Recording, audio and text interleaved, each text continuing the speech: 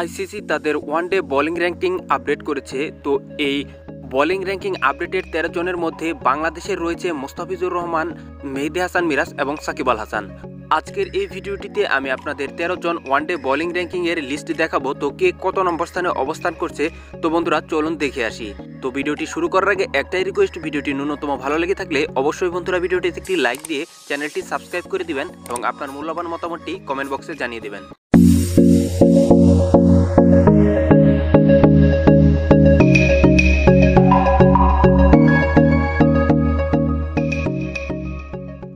তো বন্ধুরা আইসিসির আপডেট ওয়ানডে বোলিং র্যাঙ্কিংয়ের প্রথমে রয়েছে ট্রেন্ট বোল্ট ফ্রম নিউজিল্যান্ড, তার রেটিং পয়েন্ট হচ্ছে 722।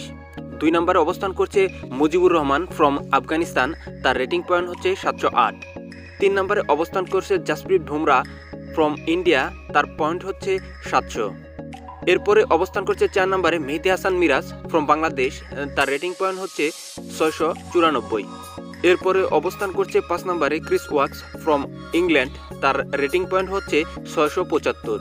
এরপরে 6 নম্বরে অবস্থান করছে Kagiso Rabada from south Africa, তার রেটিং পয়েন্ট হচ্ছে 665।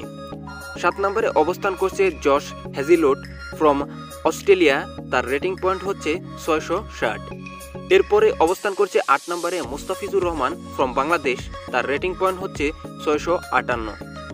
9 নম্বরে অবস্থান করছে মোহাম্মদ আমির ফ্রম পাকিস্তান, তার রেটিং পয়েন্ট হচ্ছে 647। 10 নম্বরে অবস্থান করছে প্যাট কামিন্স ফ্রম অস্ট্রেলিয়া, তার রেটিং পয়েন্ট হচ্ছে 646।